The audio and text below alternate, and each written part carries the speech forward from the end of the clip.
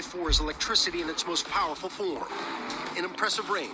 Going back to his days with the Erie Otters, what a time that was, by the way. You'd get like random TSN features showing this 15, 16-year-old kid who just looked like a regular teenager, and then they'd show him on the ice, and it was like, holy smokes. Even that far back, you'd hear stuff like The Next One. There was that magazine headline that literally said, better than Crosby. You'd hear some Gretzky stuff here and there, but that didn't really pop off until he got to Edmonton. The hype around this guy, especially David's gonna pre-draft, be was unreal. great The for fact that his him. draft lottery reaction became a meme, that's when I was like, all right, this is going to be pretty nuts, isn't it? And it has been ever since. I mean, between the injuries and the documentaries about them, the ridiculous highlight reel goals, the Art Ross and Hart trophies, the crazy stats, whether it's 100 points in 53 games or the 64 goals, and of course the playoff misses and playoff heartbreaks. Connor McDavid's NHL career so far has been an absolute roller coaster. The thing is, though, the individual awards and personal stats have always been off the charts for McDavid. As the years went on, more and more people started to ask, when's he going to get to a cup final? When's he going to win? And the fact that Crosby made it to his first cup final in year 3 and won his first cup by year 4, and Gretzky was, well, Gretzky, that also seemed to add fuel to the fire of when's Connor going to win? When's he going to make it to a cup final? Despite guys like Ovechkin and McKinnon winning the cup later in their careers. And look, the cup or bust stuff has been beaten to death, but between that and some of the other stuff he said in the past year about how badly he wants to win, it had the vibes of McKinnon's infamous "I'm going into my 9th year" quote. And now here we are at the end of McDavid's 9th year, and he's in his first cup final. It really is McTime here. Like, I'm wondering how he's going to come out, and if he's going to take the bull by the horns and be like, hey, I don't know how many chances I'm going to have at this. I've got to give it everything here. Like, especially when you look back at all the Oilers teams this guy's been on. Like, remember the Mike Camilleri, Ty Ratty, Cam Talbot, Mikko Koskinen years? They're getting taken out by Chicago in 2020 or getting swept by the Jets in 2021. It has not been an easy journey for McDavid. So now that he's finally here, what's he going to do with the big moment on the big stage here? I mean, if his Game 6 goal against Dallas is any indication, that's a good sign. But he knows, he's aware what a cup in Edmonton would mean for his legacy here. But Florida is no walk in the park, and they're extremely hungry after their cup final loss against Vegas last year. But so are McDavid and Draisaitl and a lot of guys who've been part of the Oilers' ups and downs throughout the McDavid era. It's going to be really interesting to see how those two things collide starting tonight. You've either got a franchise who's going to win the first cup in their history and probably alter the landscape of hockey in South Florida, or you've got a 3-decade Canadian Cup drought that comes to an end for a hockey-mad city by a generational player whose legacy could be very different if he's holding that 35-pound piece of metal over his head in a couple weeks. It's a team sport, and the Oilers are going to need a lot more than just 97 if they want to win the whole thing, but he's absolutely one of, if not the main focal point of this series, and for good reason. This is going to be, I think, one of the most entertaining cup finals we've had in a while. As usual, give me your thoughts heading into Game 1 tonight. Who takes it, you think? I put up a post on my community tab just to see where the majority would land and by how much. I gotta say, Edmonton at 56 is a little surprising. I had a feeling the Oilers would edge them out in terms of the vote, but I thought it was going to be neck and neck, like 51, 52. We'll see how it shakes down starting tonight. We're going to talk plenty about the cup final, of course, but I'm also going to mix in some talk about teams who are in their off season right now, and also some rankings videos throughout the summer. Thank you so much for watching. Please like and subscribe. I'll see you in the next one.